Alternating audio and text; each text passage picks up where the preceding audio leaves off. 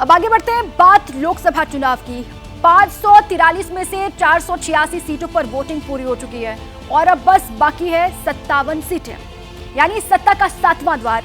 सातवां द्वार तो आप जानते हैं, जिसमें चक्रव्यूह का सातवां द्वार जिसने भेद लिया वही बनता है विजेता, ये कहा जाता है। तो क्या इस चुनाव का विजेता कौन होगा, ये सातवां चरण तय करेगा?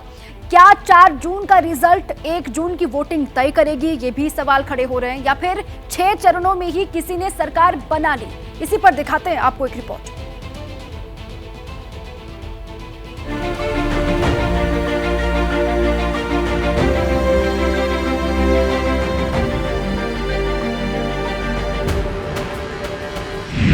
आठ राज्यों की 58 सीटों पर वोटिंग खत्म हो चुकी है।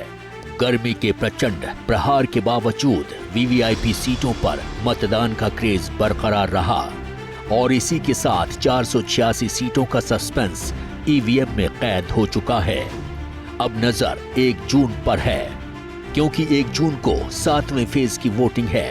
तो क्या नई सरकार को इन्हीं 6 चरणों में बहुमत मिल चुका है?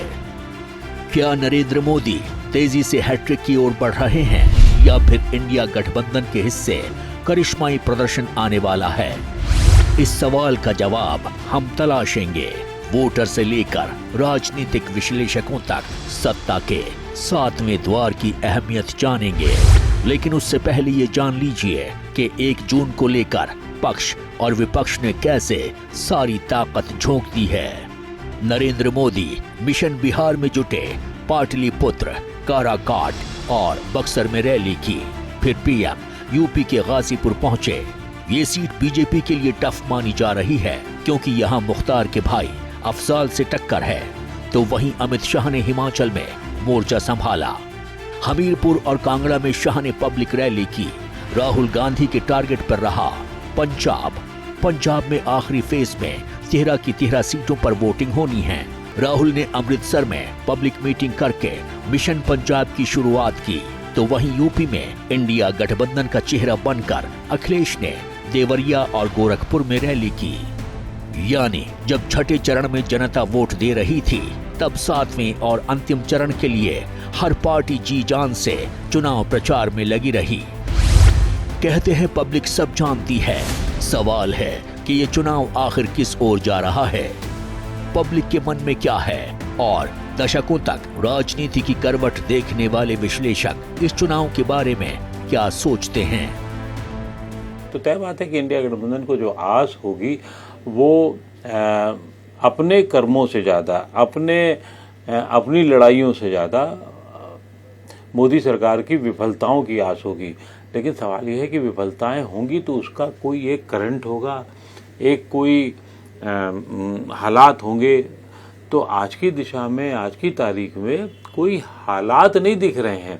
आज एक वैक्यूम जरूर कभी कभी दिखता है, लेकिन कोई ऐसा हालात नहीं दिखते हैं जिससे कि ये लगे कि इंडिया गठबंधन बहुत उभार पर है। 2024 के लोकसभा चुनाव में विपक्ष की तरफ से 4 मुद्दे उछाले गए। पहला, संविधान बदल दिया जाएगा। दूसरा, आरक्षण।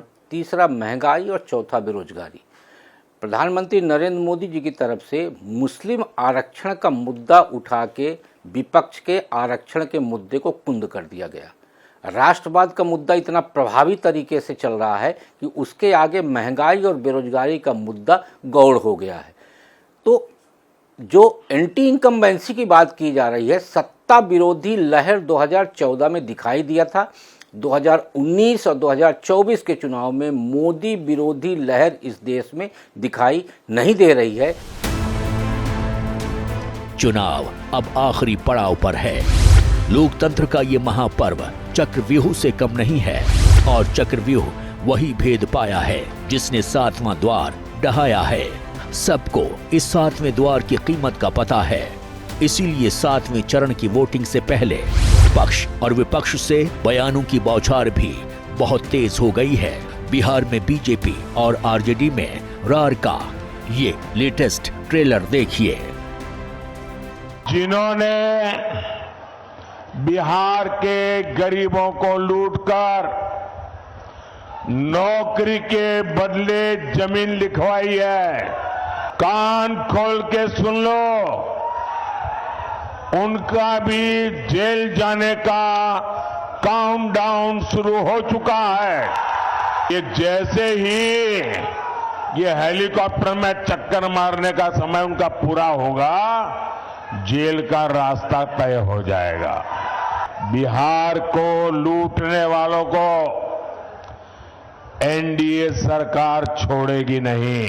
आदरणीय प्रधानमंत्री जी कहां पड़े हैं चक्कर में, नहीं है कोई तेजस्वी यादव जी के टक्कर में। हेलीकॉप्टर का चक्कर खत्म होगा तो फिर जब आपकी सत्ता से विदाई होगी तो फिर आपको चक्कर लगेगा। इसलिए जेल का चक्कर का धमकी दे करके आप जनता के दिलों पर जो तेजस्वी यादव जी राज करते हैं उसे खत्म नहीं कर सकते हैं। आप पूरी तरह से चुनाव हार चुके हैं, सत्ता से बाहर जाने का समय आ गया। अब आप ये सब चक्कर में मत पड़िए। यानी दोनों ओर से आक्रामक बैटिंग हो रही है। गेम ऑन है। मैदान में मौजूद टीमों को यही लग रहा है कि बाजी वही जीतेंगे। दर्शक अपनी अपनी टीम को सपोर्ट कर रहे हैं। इस हाई वोल्टेज मुकाबले के रिजल्ट पर डिबेट कर रहे हैं। सस्पेंस भी गजब का है। बहुत से राजनीतिक धुरंधरों के लिए ये चुनाव करो या मरो का सवाल है। लेकिन राहुल गांधी दूसरों के कंधों पर रह करके कितना आगे बढ़ जाएंगे, ये सवाल है।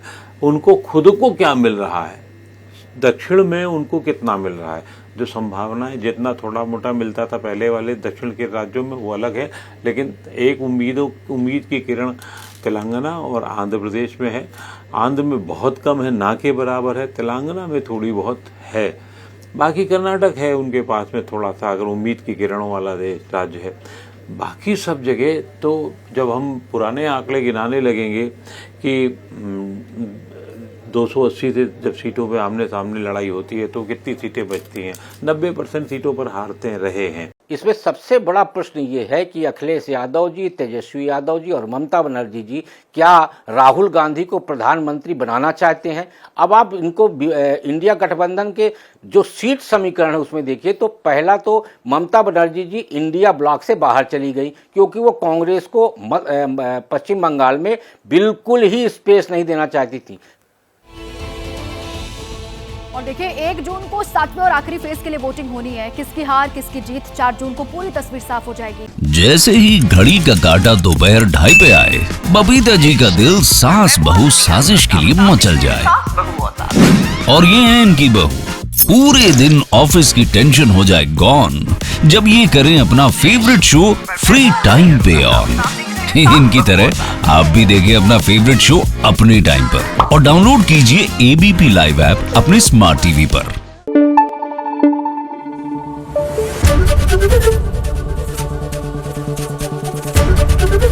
एबीपी न्यूज आपको रखे आगे।